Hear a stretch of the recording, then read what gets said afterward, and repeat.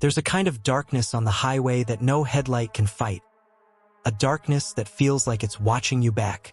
Truckers don't talk about it openly. The blackouts, the sudden silence, the nights when the world around your rig just disappears. But every driver who's lived long enough out here has faced that one moment when the road feels wrong. When the mirrors show shadows that shouldn't be there. When something sits in the passenger seat even though you know you're alone. These stories come from those nights. Before we start, take a breath, and if you're new here, hit subscribe. You don't want to be alone the next time the dark decides to follow you home. I've been hauling up and down the Dalton highway for close to 15 years now. Long enough to know what's real, what's weather, and what's just the road playing tricks on you at 3 in the morning. But what I saw over Atigun Pass last winter, I still don't know what category to put it in. It was the first week of December, right after a long stretch of storms. I picked up a fuel haul at Dead Horse and was headed south toward Fairbanks, a run I've done so many times I could almost drive it blindfolded. My rig was a beat-up 14 Pete with a heater that groaned like an old dog and a windshield that never quite defrosted at the edges. You don't complain out here. The frozen wind will shut you up fast enough. I hit Atigun just past midnight. Temperature was -39. No snow falling. Just that sideways, screaming wind that shoves against your trailer like invisible hands. The kind of night where the darkness feels heavy, thick, like you're pushing into something solid. Around mile 244, I checked my mirrors out of habit. That's when I saw them. 2 pale lights. Not headlights, they were too high, too far apart. Hovering above the snow, maybe 15-20 feet off the ground. Just hanging back behind my trailer like they were pacing me. First thought, a plow running with auxiliary lights raised. Second thought, someone hauling a tall specialized load and riding too close. Either way, I didn't like it. Nobody follows that tight up here unless they're new or stupid. I tapped the brakes once. The lights slowed. I eased back on the throttle. They matched me perfectly. Just gliding. No bounce, no sway, no engine noise, no shadows. Just 2 dull, icy white orbs drifting in my mirror. I told myself it was the wind. Refracted light. A weird reflection off blown ice.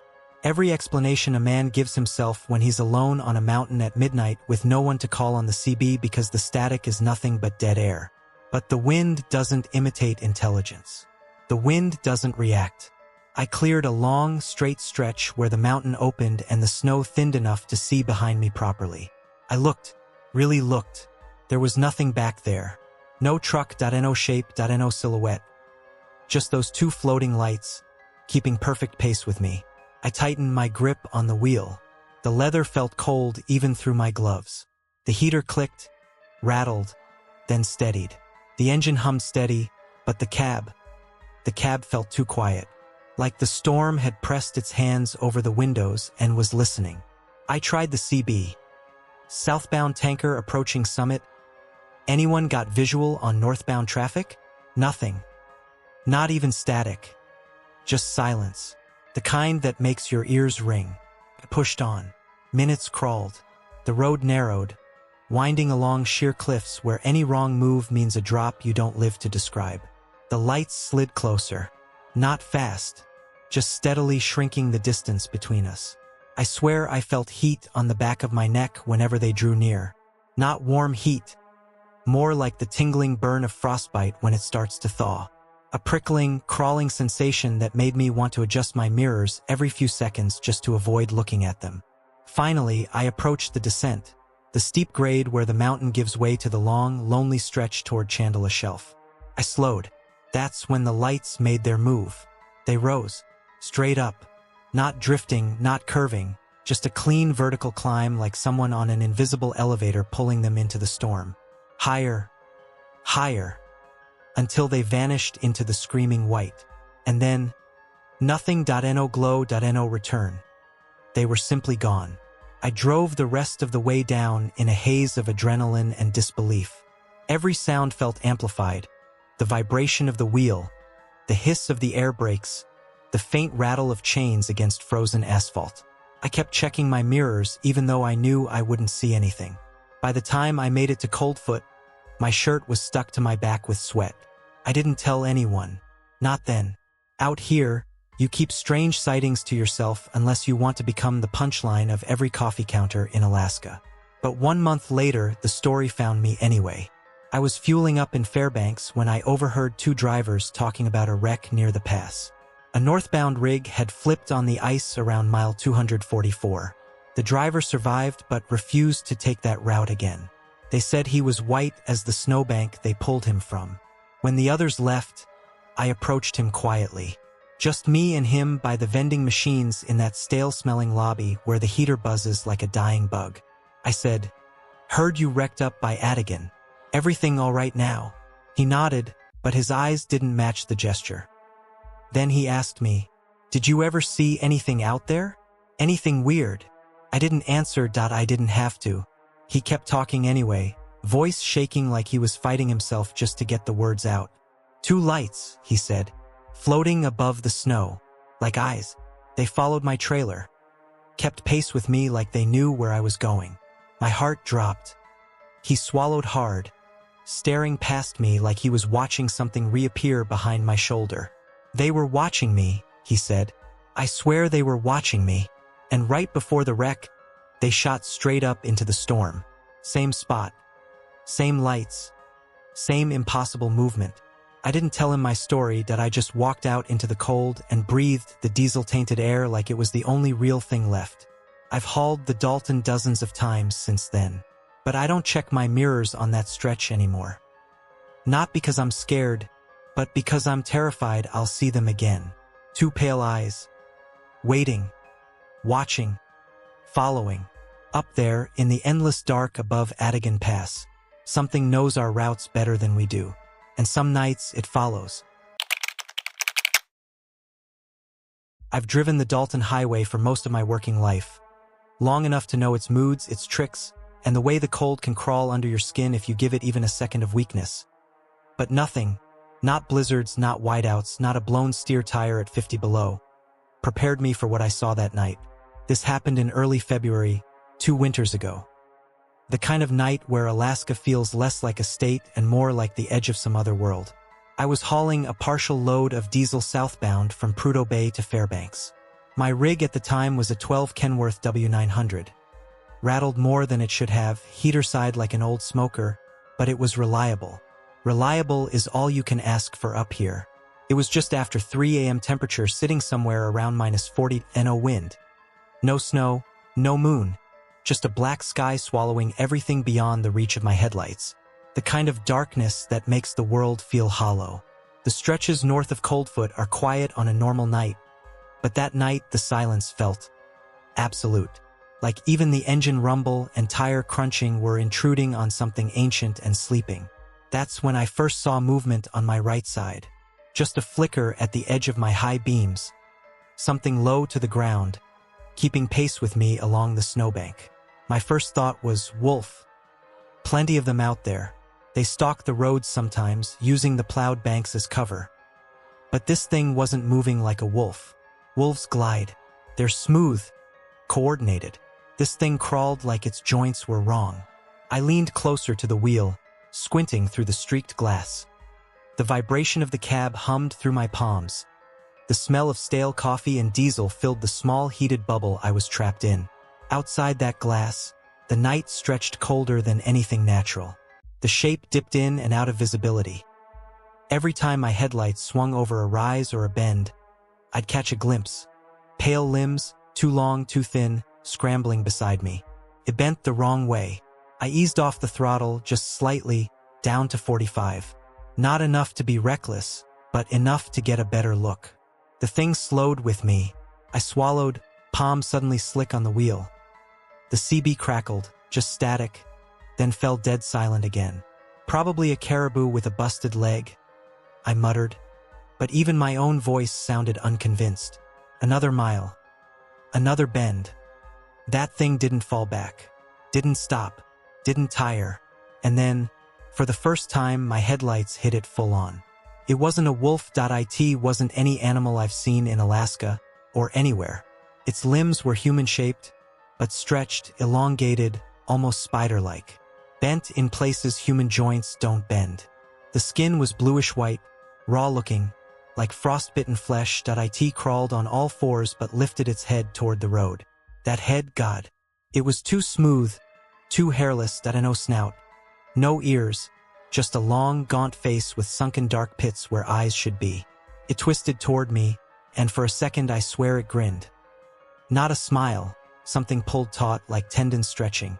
I slammed the accelerator. The rig roared, tires biting into ice and gravel. The trailer shook, chains clattering like something alive. Speed climbed, 50, 55, 60. Didn't matter. The thing kept up. Its limbs pumped like broken machinery, dragging and lurching and scrambling but never slowing. Snow kicked up behind it in sheets. And every time I looked, its head locked onto me like it knew me, like it had been waiting. That was when I heard it. A dull, heavy thump against my door, followed by another, then tapping. For slow, deliberate taps, like knuckles, like fingers. I risked a glance. A hand, a human hand, but far too long, smacked against my driver's side door. Blue skin stretched thin over bone, nails dark and cracked. Fingers tapping, tracing the metal like it was looking for a way in. I yelled without meaning to, jerking the wheel. The trailer fishtailed, tires screaming. But I got control, barely. The hand fell back. The thing stumbled once, its arm bending backward as it steadied itself. Bending in ways that made my stomach twist. Then it surged forward again. I slammed the pedal to the floor. The engine roared so loud I felt it in my ribs. Breath fogged the inside of my mask. Sweat rolled cold down my spine. Every vibration, every rattle, every groan from the truck felt amplified, like the whole machine was begging me to stop. But that thing kept crawling beside me. Then, in the distance, I saw salvation. The faint glow of overhead lights near Pump Station 4. A patch of brightness in the endless dark. I aimed for it like my life depended on it. Maybe it did. The closer I got, the brighter the lights became, harsh white halogens cutting through the black. The thing slowed. Its limbs shuddered. Its body hunched LOW.IT turned its face away like the light hurt it. And then, it peeled off into the darkness, melting back into the snowbank with a scramble of limbs and a strange, low hiss I felt more than heard. Within seconds, it was gone. I didn't stop until I reached the pullout near the station. I parked, cut the engine, and just sat there, chest tight, ears ringing, the cab filled with the ticking of hot metal cooling. The heater blasted warm air, but my hands were shaking so violently I had to sit on them to keep still. I didn't sleep. Didn't shut my eyes once. When the sky finally brightened, more of a gray smear than real daylight, I stepped out to check the damage. There, frozen into the frost on my driver's side door, were 4 long streaks. Finger marks. Not scratches, indentations, like the metal had softened from cold or pressure just enough to take the imprint. For fingers, each far too long, each ending in a sharp point. I didn't report it. Didn't call it in. Didn't tell the operator at the pump station. What would I even say? Hey, there's something crawling along the Dalton highway that taps on truck doors? No one would believe it. Hell, I barely believed it, and I saw it with my own eyes. But the Dalton has rules. Unspoken rules. Things old-timers hint at over coffee at Coldfoot or in the cramped break room at Dead Horse. Don't stop for movement in the snowbanks. Don't follow strange tracks. And if something keeps pace with your rig, you don't slow down. A week later, I passed the same stretch near 3 a.m. No wind. No snow. Just the road and my headlights. Part of me wanted to look toward the snowbank. Part of me dreaded seeing a shape waiting for me. I didn't look. Not even once. But out of the corner of my eye, as I crested a small rise, I thought I saw something. A pale, lurching shape slipping down the far side of a drift. Arms too long. Head too smooth. Keeping pace. Not close. Not visible enough to be real. Just enough to remind me that it's still out there. That the Dalton doesn't forget its visitors. And when the heater hums a certain way, or the CB crackles with that strange empty static, I swear I hear tapping again. For slow, deliberate taps, like fingers on frozen metal. Like it knows me now, like it's waiting for a darker stretch of highway to find me again.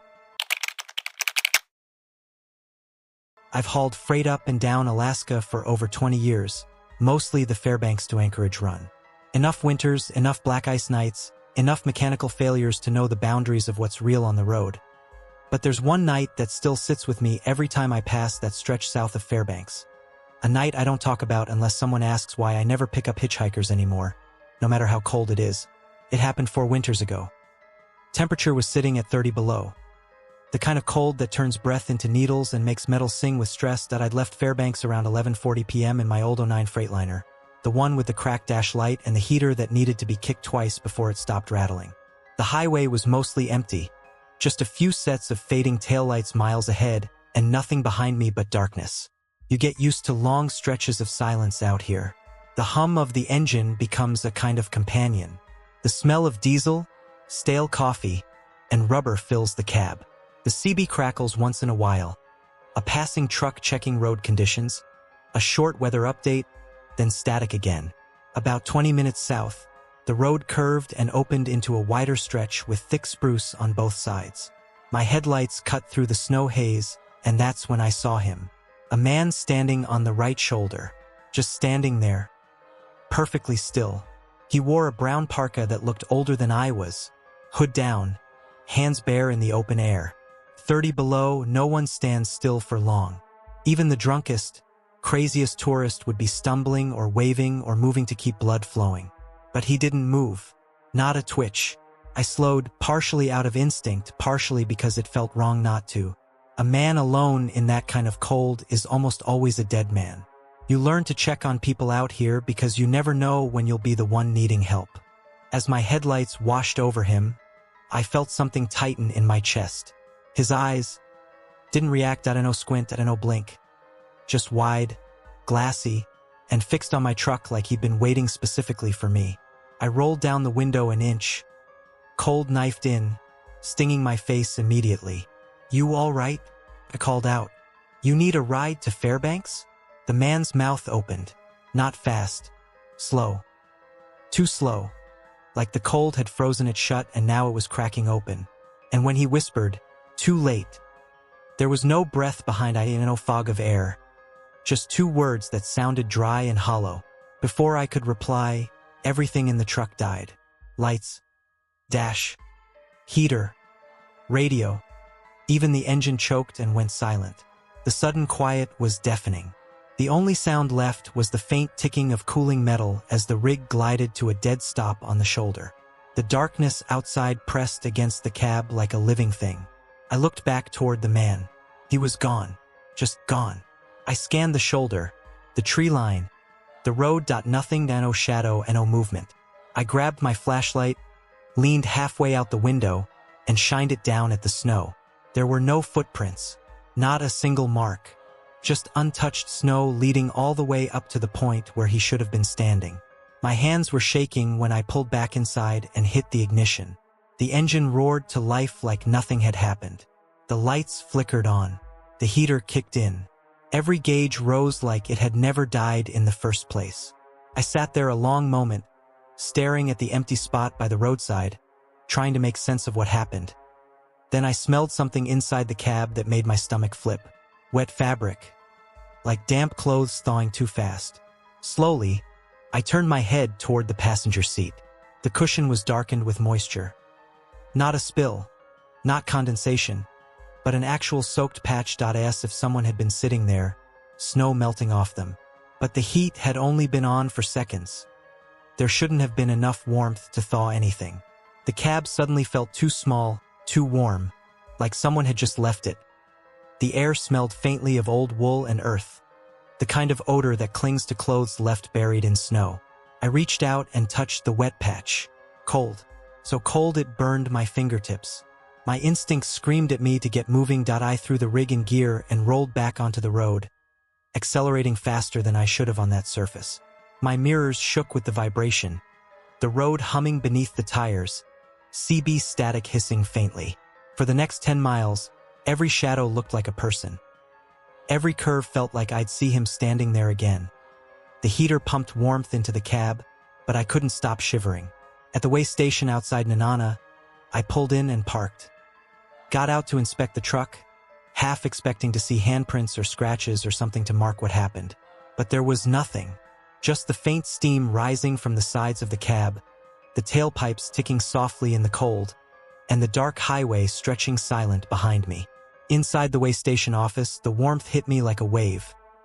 The attendant, an older guy named Russ I'd talked to a few times, glanced up from his coffee. "You look like hell," he said. "Road treating you rough tonight?" I didn't answer right away that I was staring at the frost building on my jacket sleeves, trying to shake the image of that wet passenger seat from my head. Finally, I asked, "Hey, Russ, you ever hear of people freezing to death on that stretch south of Fairbanks?" He paused, spoon halfway to his mug. "A few," he said. "Why?" I hesitated, then shook my head. "No reason." He didn't push, just nodded slowly, eyes thoughtful in that way old Alaskans get, like they know more than they're willing to say. Before I left, I checked the passenger seat again. Dry now, like nothing had happened, but the smell lingered, faint but real. Damp wool, cold earth. Even now, when I run that route, I keep my cab lights low so I can see the passenger seat in my mirrors. And every winter night, especially around midnight, I find myself glancing at the roadside shoulders longer than I should. Sometimes, in the edge of my headlights, I think I see a shape standing still. Arms at its sides, head tilted, waiting. And each time, I feel the cab temperature drop a few degrees. Just enough to remind me of that whisper. Too late. If you ever find yourself driving south of Fairbanks on a bitter winter night and see a man in a brown parka with no gloves, keep driving. You can't help him. Nobody can. Because he never survived the cold in the first place. I've been running the Dalton Highway for the better part of 20 years. Long enough to know every mile marker, every patch of busted guardrail, every place where the wind hits your trailer sideways hard enough to make you grip the wheel a little tighter. Up here, north of the Arctic Circle, the night doesn't just fall. It swallows. This happened in late January, right after a brutal supply run to Prudhoe Bay. Temperature was sitting at 40 below. The kind of cold where your breath freezes in your beard before you can wipe it away. I'd been on the road for 14 hours straight, chains humming against ice, headlights pushing through wide-out bursts that came and went like ghosts trying to cross the highway. By the time I rolled into Coldfoot, I was running on caffeine, diesel fumes, and the thin thread of alertness every long-haul driver knows too well. The way station lights were on, bright, steady, and cutting through the snow haze like a beacon. But something felt wrong the moment I slowed down. Coldfoot is never lively at night, but there's always something. A truck idling in the lot, a tech walking between the scale house and the garage, radio chatter bleeding through the walls. That night, though, there was nothing. Just the wind scratching across the frozen pavement and my own engine ticking down. I pulled up to the scale, set the brakes, and stepped out. The cold wrapped around me immediately, stiff and sharp. My boots crunched the snow, but the rest of the world felt muted, like the air was holding its breath. The building lights were on, but the windows were dark. Not dark like unlit, dark like no one was moving behind them. I knocked on the door out of habit before pushing it open. The moment I stepped inside, I felt the warmth of the heaters and the wrongness behind it. Every radio on the back counter was on. Every single one, all tuned to pure static. The logbooks were open, pens lying beside them. A coffee pot sat half full, still steaming. Mugs were left in mid-sip, little rings of condensation freezing around the rims. But the room was empty. "Hello," I called. My voice sounded too loud in the quiet. Nothing answered except the low hiss of the radios. I walked behind the counter, checking the duty desk. The swivel chair was pulled out like someone had just been sitting in it. The CB headsets dangled off the hooks, one still gently swinging. I checked the bathroom, the break room, even the supply closet. Nothing did. No footprints on the floor, no sounds from the vents, no signs of anyone stepping out for a smoke. It was like they all just vanished mid-shift. By then, the hairs on my arms were standing up even under the jacket. I tried to be logical about it. Maybe there was an emergency call. Maybe they all had to deal with something outside. But if that were the case, their radios wouldn't all be turned to static. And their coffee wouldn't still be hot. I stepped behind the weight monitors, the heart of the scale house, just to be sure. Papers lay scattered. One of the screens flashed a frozen display caught mid-input. Another still showed a truck weight from earlier in the night. Nothing made sense. That's when it happened. Every radio cut off at the same time. Not faded. Not switch stations. Just click. Dead silence. Then, through one single radio, one I hadn't even seen turned on, a voice broke through. Low. Shaking. Barely more than a whisper. They're outside. My chest tightened. Something in that voice wasn't just scared. It was resigned. Like the speaker knew there was nothing left to do except warn whoever came next. Something inside me told me to run. And I listened. I bolted out the door, boots slipping on the icy steps. I hit the pavement and froze, not because of the cold, but because I wasn't alone. Along the tree line, just past the reach of the station floodlights, were shapes. Tall. Too tall. Thin, impossibly thin. Like stretched silhouettes. Their bodies didn't move with the wind. They glided. Smooth. Silent. Like shadows deciding to walk on their own. And the snow beneath them was untouched. No footprints, no drag marks. Just smooth, untouched frost. My breath stuck in my throat. One of them tilted its head, or what I think was its head, toward me. No face, no features, just a bend like a question. I didn't wait to see more. I sprinted to my truck, nearly slipping twice. Threw the door open, climbed in, and locked it out of instinct, like a simple latch would stop something like that. My hands were shaking so bad I almost dropped the keys trying to jam them into the ignition. The engine roared to life and the headlights cut across the lot. That's when I saw them clearly for the first time. Dozens. Not just a handful. Dozens of those tall, thin figures lined along the edge of the forest. Their shapes flickered slightly, like heat mirages rising off pavement. But the temperature was 40 below. There was no heat. As I rolled forward, every head snapped toward the truck at the same time. I floored it. The trailer fishtailed as I tore out of the lot, chains clattering. I didn't look in the mirrors. I didn't check the CB. I didn't do anything but drive. Drive until the Coldfoot station lights were swallowed by darkness behind me. Only when I hit the next checkpoint, nearly 20 miles down, did I finally slow down. Another driver saw my face and asked what the hell happened. I couldn't even answer at first. The next morning, Coldfoot Way Station was shut down. Electrical issues, they said. Temporary closure. Nothing to worry about, but the workers. The 3 men scheduled for that shift, they never came back for their coats. Their radios, their lunches, their personal rigs still parked out back. They were just gone. And sometimes, when I drive that stretch at night, I swear I see shapes in the trees again. Tall, thin, watching. The same ones waiting for whoever walks into that way station next. I've hauled loads through Alaska long enough to know which stretches of the Dalton Highway play tricks on your mind. The wind shifts, the temperature drops 20 degrees in 10 minutes, and the sky goes so black it feels like you're driving through a tunnel carved out of frozen space. But north of Wiseman, something else lives out there.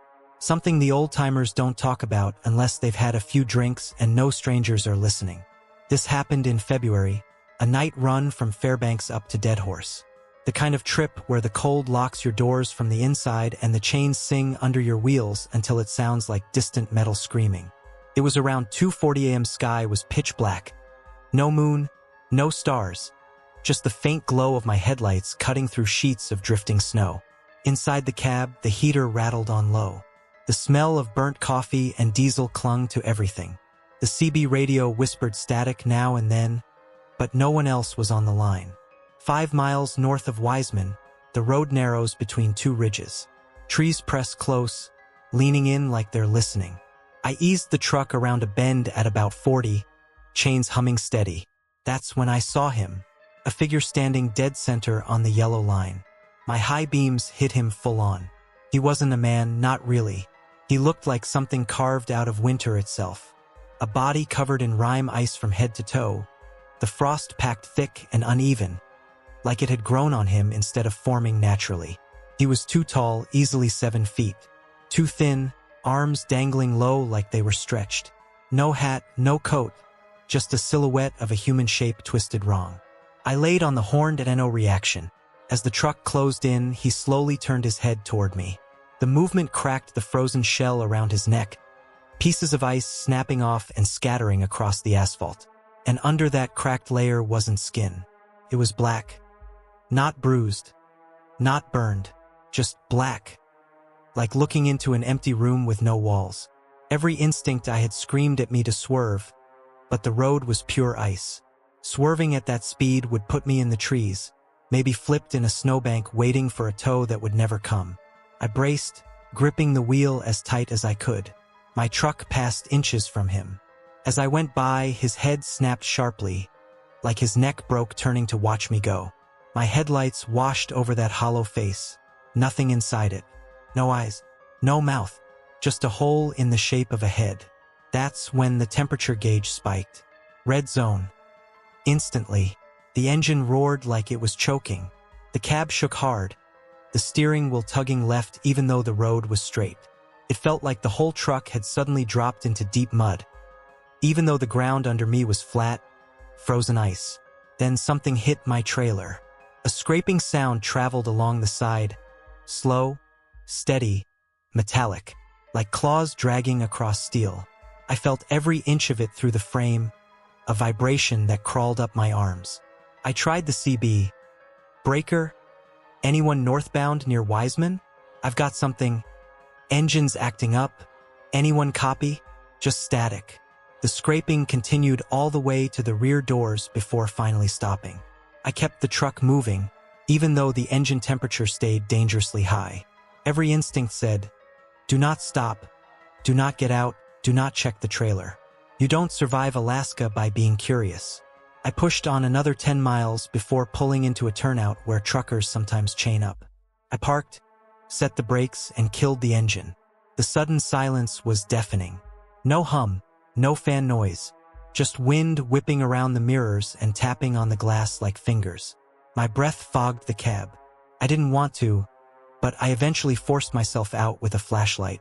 The cold slapped me hard, burning my lungs the moment I inhaled. Snow crunched under my boots, the sound too loud in the stillness. I walked along the side of the trailer and stopped dead. Across the entire length of the metal were long white gouges, dozens of them, each one perfectly straight, etched deep into the surface. The metal wasn't bent or shredded, but burned. Frozen burn marks. White frost fused into the scratches like the cold itself had sliced through the steel. My flashlight stuttered over the marks. They shimmered, not with ice, something else. Something like heat distortion, but colder.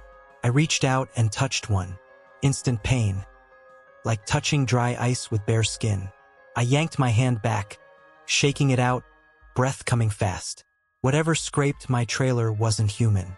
At the next maintenance stop in Dead Horse, I pulled straight into the bay. The mechanic on shift was an old Tlingit guy named Ray. Grumpy, quiet, never spooked by anything. He took one look at the side of the trailer and went pale. "What the hell did you hit?" he asked, stepping back. "Nothing. Something hit me," I said. He squatted down, ran a gloved hand along one of the long white grooves. His glove stuck to it for a second before pulling free. He swallowed hard. "Who was with you?" he asked. "Nobody." "Then I ain't working on this alone." I laughed. Just one short, nervous bark. But he didn't even smirk. He just shook his head, walked out of the bay, and brought in 2 more guys before he'd even go near the trailer again. When they finally thawed enough of the surface to inspect it, they found the steel had been flash frozen. Frost patterns inside the metal, like something colder than the air had gripped the trailer and left its mark. No animal does that. No storm does that. Nothing natural. Later that night, I found Ray sitting alone outside with a cigarette. He didn't smoke, not normally. He didn't look at me when he spoke. You saw him, didn't you? Who? I asked, though a part of me already knew. He flicked ash into the snow. The Winter Man, he said softly. Some folks say he's a spirit. Others say he's what happens to lost men who freeze out there and don't stay dead. He looked at me finally. Once you see him, don't stop on the Wiseman stretch again. Not unless you want him walking right up to your cab. I didn't answer, but I never take that stretch without speeding up just a little. And sometimes, when the snow blows across the highway and the night is too quiet, I swear I see a tall, narrow shape standing on the center line. Watching. Waiting. You ever driven the Kenai Peninsula during an ice fog? Not regular fog. I'm talking about the thick, white, frozen stuff that rolls in off the inlet like a living thing. It doesn't drift. It smothers. It turns your headlights into useless yellow blobs. Makes the world shrink until the only thing that exists is the 10 feet of asphalt under your tires. This happened 3 winters ago. I was hauling a refrigerated load from Anchorage down toward Soldotna. I'd run that route 100 times, but never alone at night during a cold snap that brutal. My dash thermometer read -22, but the air outside felt colder, sharp enough to hurt your teeth when you breathed in. The inside of the cab was warm, almost too warm. Diesel heater humming soft, the smell of stale coffee and wet rubber mats mixing with the faint tang of coolant. The vibration from the wheel buzzed through my palms. My CB radio hissed on channel 19, nothing but quiet static. Around 11:17 p.m., just past Cooper Landing, the fog drifted across the road like a sheet dropping over a stage. 1 second I was watching the reflection of my own headlights in the snowbanks. The next, blind. Completely blind. I dropped my speed to 15, leaned forward, fingers wrapped tight around the wheel. Headlights cut maybe 6 feet into the white mess. The guardrails vanished. The sky vanished. It felt like the whole world had collapsed into the cab of my truck. I kept one eye on the shoulder line and one eye on the ditch, counting seconds, listening to the soft tap of ice crystals hitting the windshield. No music, no CB chatter, just the hum of the road and my own breathing. Then I saw the first silhouette, a shape standing in the fog, dead center of my lane. Hard to judge distance in that soup. Could have been 20 feet away or 2 inches. I eased onto the brake, the trailer groaning as it settled. At first I thought it was a moose. They freeze up sometimes, stare into the lights. But this shape didn't look like any animal silhouette. It was tall, too upright, shoulders narrow. Human. Had to be. I dropped to almost a crawl, leaning forward, squinting, trying to get a clearer outline. Then a second silhouette appeared next to it. Then a third. And then the fog shifted just enough to show the truth. A line of figures stretching across the entire road. Motionless. Shoulder to shoulder. Like they'd been waiting for me. I slammed the brakes harder than I should have. The trailer fishtailed a little, chains rattling under the tires. My seatbelt dug into my chest. For a second, I thought the whole rig might jackknife.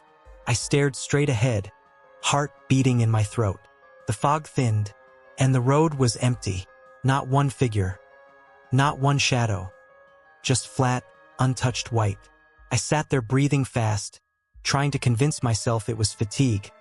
The way ice fog bends light. Maybe I'd been staring forward too long. The mind does strange things when it has nothing but white void to look at. I put the truck back into gear. I didn't make it 10 feet before something felt wrong. A sudden cold on my right side. Not cab temperature cold. Outside cold, like a door had swung open to the winter. I turned and froze. There were faces pressed against my passenger window. From the inside of the glass. Gray, frostbitten faces. Skin the color of old concrete. Lips cracked and split. Eyes cloudy and unfocused. Like they'd been riding with me for miles and were only now making themselves known. The breath caught in my throat. The faces didn't move. They didn't blink. They just stared, silently. Their foreheads resting against the glass. Frost spreading out in spiderweb patterns around them. Couldn't breathe. Couldn't think. The heat inside the cab should have fogged the window, but it didn't. The cold around them sucked all the warmth away. My fingertips went numb just looking at them. I gripped the wheel so hard my knuckles popped that I wanted to look away, but I couldn't. Something about them pulled at me, like gravity, like panic. Then the fog outside thickened again, a slow roll of white swallowing the shapes. And when I looked back, nothing, just a rectangle of ice crystals smeared across the inside of the glass, smudges shaped like hands pressed against it. Long, thin handprints that melted slowly, dripping down the window like tiny rivers. I pulled over at the next turnout, a narrow strip of plowed gravel near the river. Killed the engine, sat there shaking while the cold crept in through the vents. For a minute, I thought about calling for help, but what would I say? I've got ghosts in my cab? Instead, I forced myself outside with a flashlight. The ice fog hung low, swirling in slow circles around my boots. My breath drifted upward in clouds. I walked around the truck, checking the trailer, the tires, making sure I hadn't brushed something or someone on the road. No footprints. No animal tracks. Nothing but untouched snow. But when I reached the passenger side, I stopped. The inside of the window was covered in frost. Not condensation, frost. As if the cold had come from within the cab, not outside it. For perfect face prints. Not smudges. Actual impressions, the outlines sharp enough to trace with a finger. I didn't touch them. Didn't want to. When I got back inside, I found the temperature display blinking, negative numbers flashing and resetting over and over again, like the sensor couldn't decide how cold the air around me actually was. The heater made a soft, strangled sound. And then, from the sleeper behind me, I heard something shift. Just one soft movement, like fabric dragging. Or someone settling their weight. I turned slowly. The bunk was empty, but the sleeping bag was indented. As if someone had been lying there. As if someone had just gotten up. I didn't sleep until I reached Soldotna at dawn.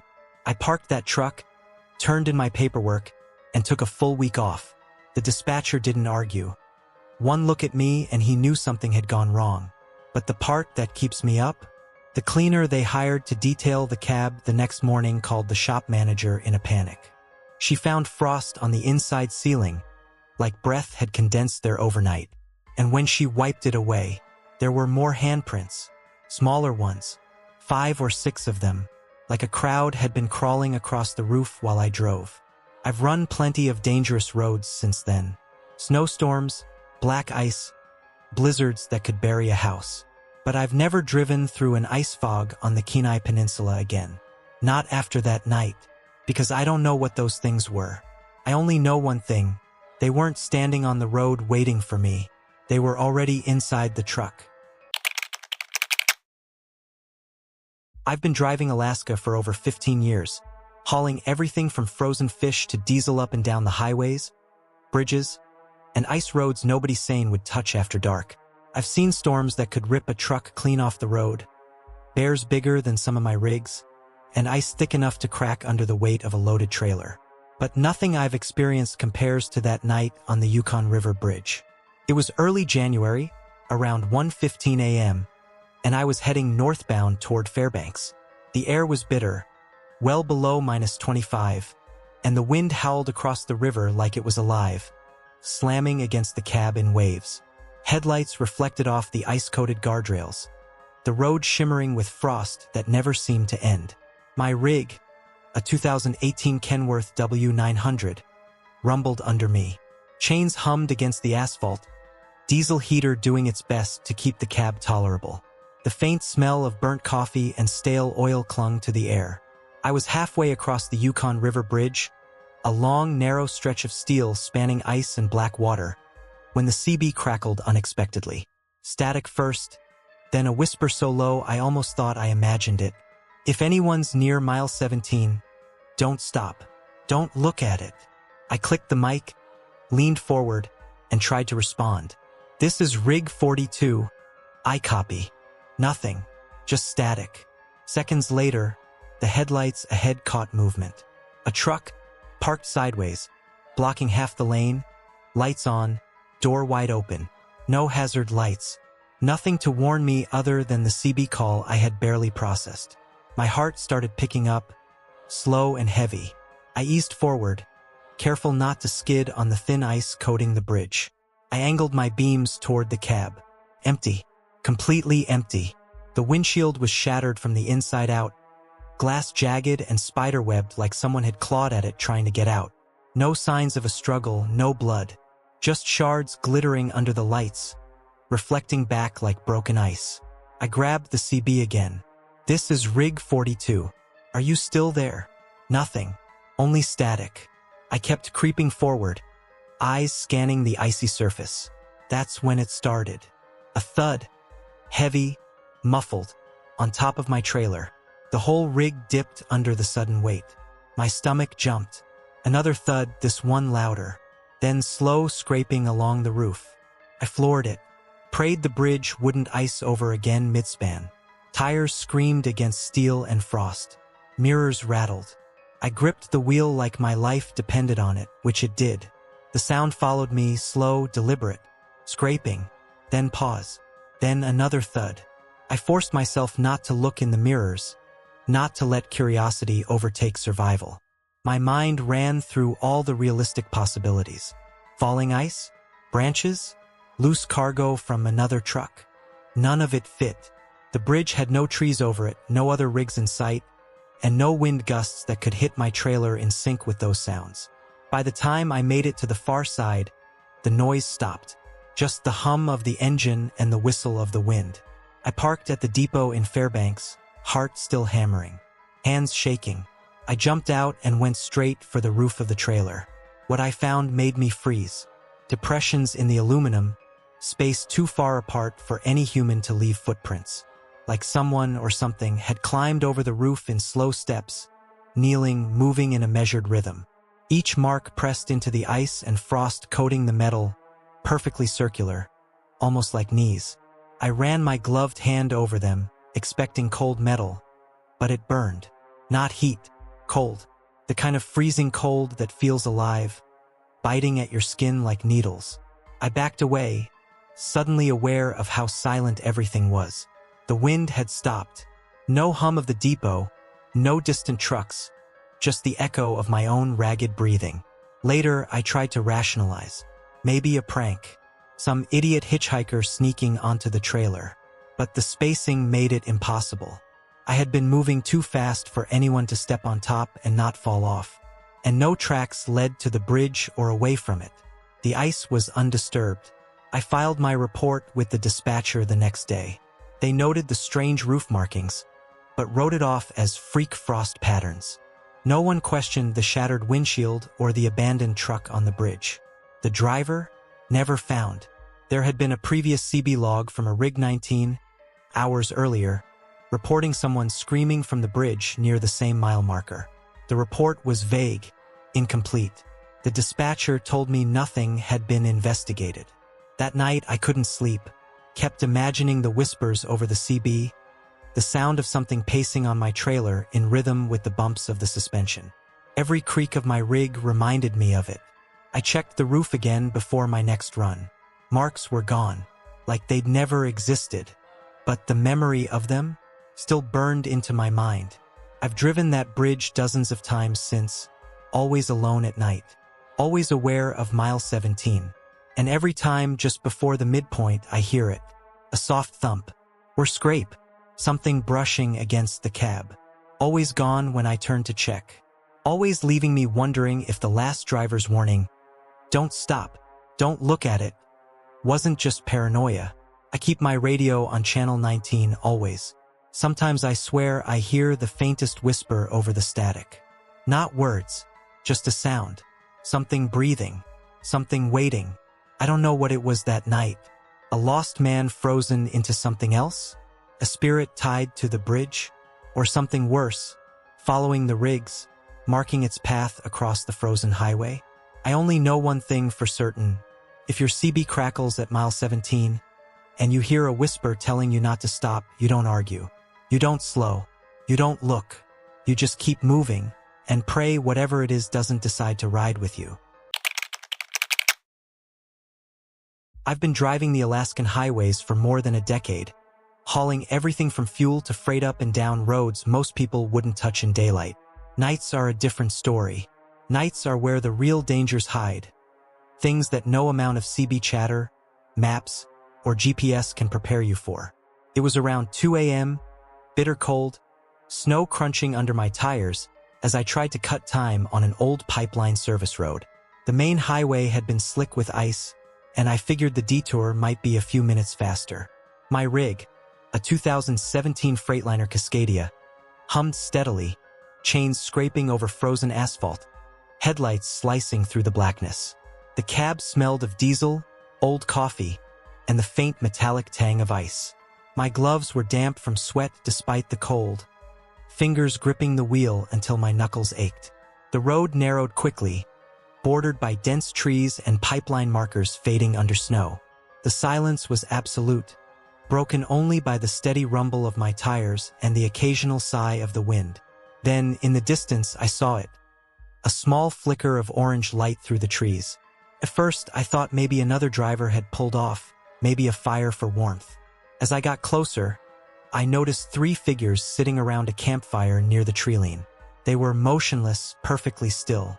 At first, I assumed they were just bundled up, huddled against the cold. But something was off. Their posture was too rigid, too symmetrical, like mannequins placed there as props.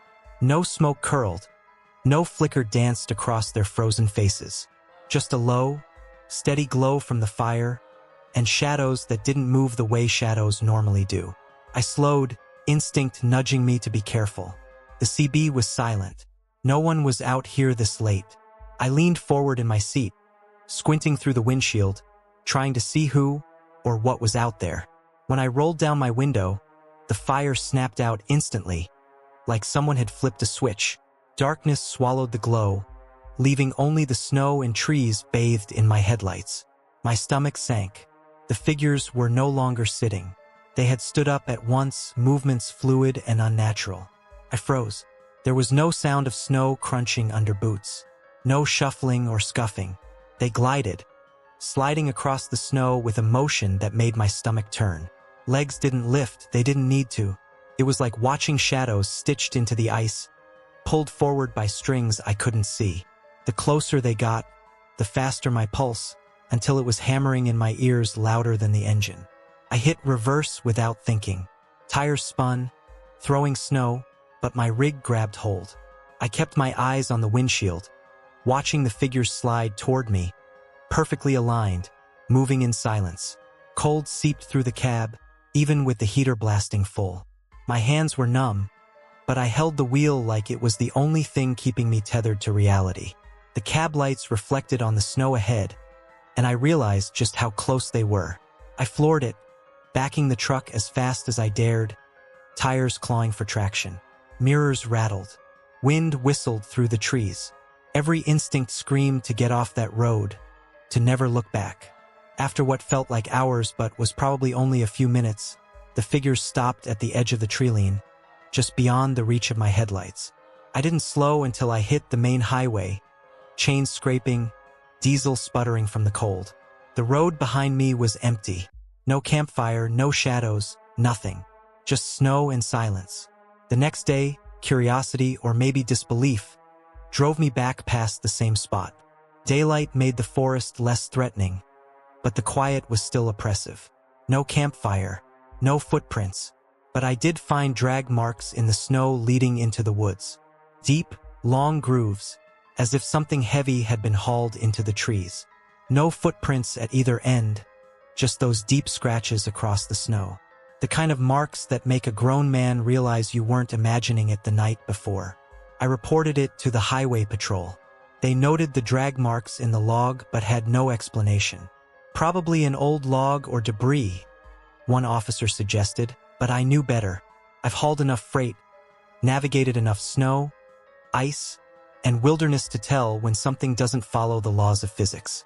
Those figures weren't human, and whatever they were, they didn't need the snow to walk. That night, I couldn't sleep. Every creak of my rig sounded like footsteps. Every shadow against the walls of my cabin felt like a pair of eyes sliding across the floor. The memory of their empty, faceless forms, gliding across the snow, burned into my mind.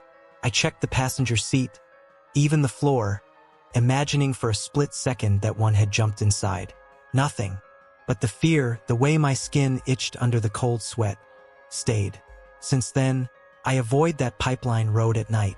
I don't take detours there. I tell other drivers to stick to the main highway. But every time I pass that tree line, even during daylight, I see it in my mind. The fire snapping out, figures rising, sliding toward me without effort. Sometimes, late at night, I swear I can hear faint scraping on the snow outside, even when the truck is parked in the lot. I don't know what they were. Spirits of the pipeline? Lost souls frozen in time? Or something older? Something that doesn't obey the rules of this world? All I know is that they watch, and they can move faster than you think, silently, without footprints, without warning. Some nights, I still drive past the trees in my mind. I hear the fire pop, feel the weight of the unseen on my trailer, and I know deep down that if I ever roll that window down again, it won't just be a fire going out. It's better to keep moving. Don't stop. Don't look. Don't roll your window down, because whatever those figures were, they can follow you. And sometimes, they already have. I've hauled loads through Alaska for 15 years, and if there's one thing I've learned, it's that the road north doesn't care who you are. It doesn't care how experienced, how careful, or how tough you think you might be. When it decides to test you, it does it without warning, without mercy, and without giving you time to think. This happened on my run to Prudhoe Bay, sometime close to midnight in early December. I had a full trailer of equipment bound for the oil fields, strapped down tight under tarps already rimed with frost. I was 3 hours out, far enough from civilization that even the CB felt tired. My headlights stretched no more than 30 feet ahead, swallowed by the walls of drifting snow. The ice storm had rolled in fast, turning the world outside my cab into a white blur, thick as cotton.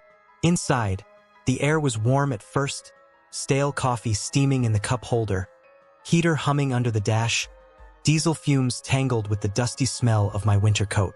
The constant vibration of the engine traveled through the floorboards into my legs. I leaned forward over the wheel, eyes narrowed, trying to make out where the road ended and the storm began. The snowstorm wasn't the worst I'd driven, but it was close. The kind that blinds you even with the high beams off. The wind howled across the tundra like an old horn, pushing the rig sideways a few inches with every gust. My chains dug in, but even with them, I crawled at barely 15 miles an hour. No radio chatter, no tire tracks, no taillights, just me and the blizzard. Then I heard it. A whisper. Close. Too close. Can I sit up front? It's warmer. The voice came from directly behind my seat. My grip tightened on the wheel until it hurt. Every thought drained out of my head at once. I didn't turn. Couldn't turn. I just stared straight ahead at the swirling white chaos outside my windshield. I was alone. I'd been alone for hours. My breath fogged the air in front of me, and not because of the storm outside. The temperature inside the cab dropped instantly, falling so sharply that the interior glass frosted over in seconds. The warm hum of the heater struggled, coughing out thin, cold air that did nothing to fight the creeping chill. The back of my neck prickled with dread, cold sweat dripping down my spine. I swallowed hard, air thick in my chest. I said nothing. The road ahead blurred as fat flakes hammered the windshield. The wipers dragged slowly across the ice, struggling to keep up. Then I felt it, a breath on the back of my neck. But it wasn't warm. It wasn't human. It was cold, cold enough to burn. My skin tightened. Every hair rose. My fingers went numb on the wheel. The exhale lingered, soft and slow, like someone leaning inches from my skin, watching me. I slammed on the brakes. The rig fishtailed, trailer skidding before the chains caught ice. My seatbelt dug into my chest. The entire cab shook as gusts of wind pummeled the sides. Snow blasted in front of my headlights, swirling and choking the world into absolute white. Thank you. The whisper crawled across the back of my ear, quiet but unmistakable. My heart hammered so hard I could hear it. Then click. The passenger door unlocked on its own. The latch snapped, and the door swung open, slow but steady, as if someone invisible were stepping out into the storm. Snow blew inside, swirling through the cab, powder dusting the seats, the floor, even my boots. The wind roared into the space like it was alive, clawing at the dashboard. The cold deepened until my breath turned into thick fog that hung in the air. I stared straight ahead. I didn't dare look at the passenger seat. I didn't dare look at the door. For a few long seconds, the wind screamed through the open cab. Snowflakes stung the side of my face like needles.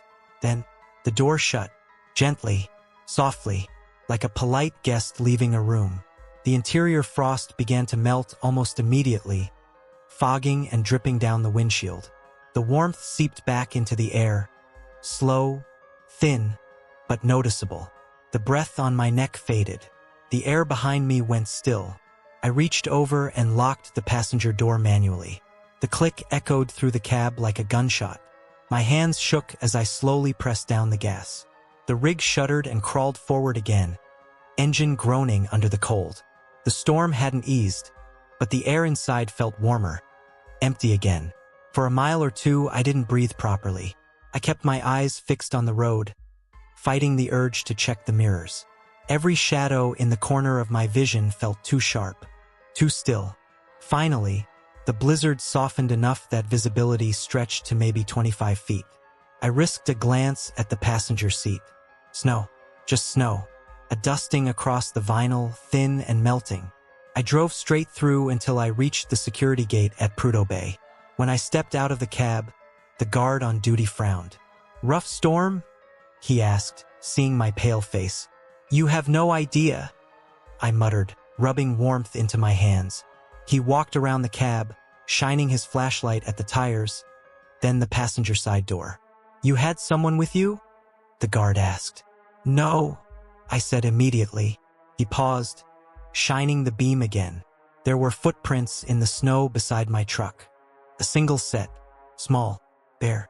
They led up to the passenger door, and none returned from it. I didn't sleep that night. I still take that route, but never during storms. Not anymore. Every time the ice fog thickens or the wind screams across the tundra, I hear it again, the whisper behind my seat. "Can I sit up front? It's warmer." And I know one day if I ever answer, it won't leave when the door opens. I've been running freight up and down the Dalton Highway for nearly a decade. Big rigs, long nights, endless snow and ice. I thought I'd seen most of what northern Alaska could throw at a trucker. But that night, somewhere between Dead Horse and Tulloch, I realized I'd been wrong. It was late December. The sky was a flat, empty gray, heavy with snow that hadn't fallen yet but smelled of ice and wind. The thermometer on my dash read -25 degrees Fahrenheit, but with the wind whipping across the tundra, it felt colder. My rig, a 2017 Kenworth W900, diesel rumbling under my seat, was loaded with construction supplies for the oil fields. I had chains on all my tires and the heater blasting at full, but the cab felt small and fragile against the vastness outside. The snow was light at first, dusting the asphalt, but the road gleamed black beneath it, the notorious black ice stretch. I'd driven it hundreds of times, but that night, something about it felt off, the kind of wrong that you can't explain. Headlights cut through the dark, illuminating a strip of road that shimmered unnaturally. I leaned forward over the wheel, trying to see the asphalt texture, my knuckles white against the metal. The CB crackled with nothing but static. Even the wind seemed quieter, like it was holding its breath. Then I saw it, a ripple in the ice, subtle at first, a thin, rolling undulation that moved against the way the road should behave. I blinked. Maybe a mirage. Maybe frost shifting under the streetlights. I slowed to 40, then 30, the tires crunching faintly on the snow. The ripple didn't stop. It grew. Shimmering dark shapes moved beneath the ice, massive and fluid, like fish in a frozen river. They weren't subtle anymore. They were definite, swimming just below the surface, impossible and alive. My stomach sank. I've driven over black ice hundreds of times. Can lift a trailer a few inches if it cracks. But this was something else entirely. The first thud came as I rolled over a subtle patch. The trailer lifted almost imperceptibly, like a wave had passed beneath it. The vibration shook the steering column, rattling the dash. My heart skipped a beat. I swore the ice beneath me pulsed, flexing, alive, responding to my weight. I gripped the wheel tighter, eyes straining through the blowing snow, headlights carving cones into the darkness. That's when I saw the face. A massive, dark silhouette pressed against the ice from below, right under my beams. I could see eyes, pale, lidless, and staring directly at me. They weren't animal. They weren't human. Just two voids glowing faintly through the frozen highway. For a heartbeat, we stared at each other. The engine vibrated beneath me, the cab vibrating against my legs, and every instinct screamed to floor it. But my rig felt trapped, floating above something alive. Then came the scraping, a sound like metal claws dragging across the underside of the trailer. It was slow, deliberate, measured. My stomach clenched.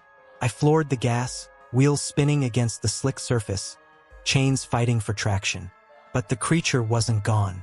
It moved with me, sliding beneath the ice for nearly a mile, its massive body pushing up against the frozen river of asphalt like it was testing the limits of the world above. I could hear ice cracking, a faint, hollow thunder from beneath my tires. The highway pulsed again, small waves rocking the trailer, and I realized the road wasn't static at all. It was part of the creature. The black ice had become a membrane. The landscape I trusted, the highway I knew by heart, was now alive. Headlights caught another face. Smaller this time, pressed against the underside of the ice. More eyes appeared behind it, pale and endless, all staring upward. I had to fight the urge to scream. The heater in the cab struggled against the unnatural cold that seemed to seep through the floor, through the seat, through my skin.